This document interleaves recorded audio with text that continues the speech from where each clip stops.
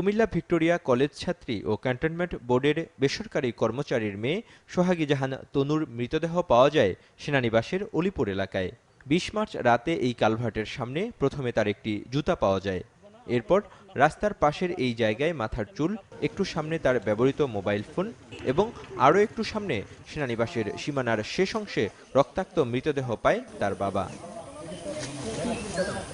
ঘটনাস্থলের পাশে সেনানিবাসের শেষ সীমানায় নেই কোনো প্রাচীর বা কাঁটাতার।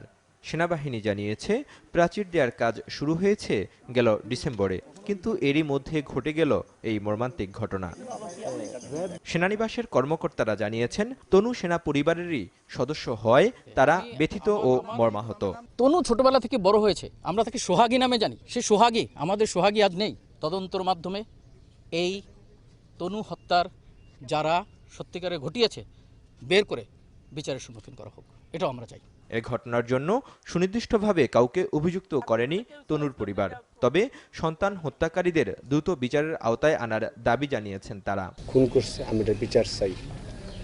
আমি যেন চাকরি করি, ক্যান্টনমেন্টের কাছেও প্রশাসনের কাছেও বিচার চাই। মাননীয় প্রধানমন্ত্রীর কাছেও আমার উকুল আবেদন, আমার মেয়েটা মারা গেছে। আমি ক্যান্টনমেন্টের ভিতরে আমি নিশ্চিন্তে আমার প্রবর্তন লয়ে গেছে গা। আমি তো এখনো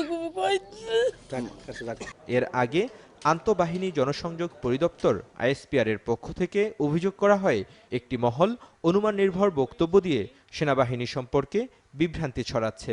সেনাবাহিনী প্রথম থেকেই সকল তদন্তকারী সংস্থাকে সর্বাত্মক সহযোগিতা আন্তরিকতার সাথে প্রদান করছে, অথচ কিছু স্বার্থান্বেষী মহল এ ঘটনাকে কেন্দ্র করে সেনাবাহিনী সম্পর্কে অনুমান নির্ভর বক্তব্য প্রচার করছে, যা জনমনে বিভ্রান্তি ছড়ানোর চেষ্টা করছে, যা মোটেই কাম্য নয়। এ ঘটনায় কুমিল্লা থানায় অজ্ঞাত ব্যক্তিদের আসামি করে একটি হত্যা মামলা দায়ের করেন তনুর বাবা।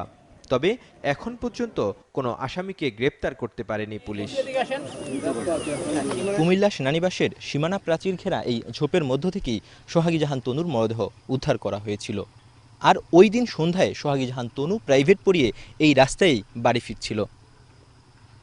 সেনাবাহিনীর পক্ষ থেকে বলা হচ্ছে, এই এলাকাটি অরক্ষিত থাকায় এবং সীমানা প্রাচীর না থাকায় অপরাধীরা খুব সহজেই এখানে হত্যাকাণ্ডটি ঘটাতে পেরেছিল। নাজিফ ফরাইসি, RTV, কুমিল্লা সেনানিবাস।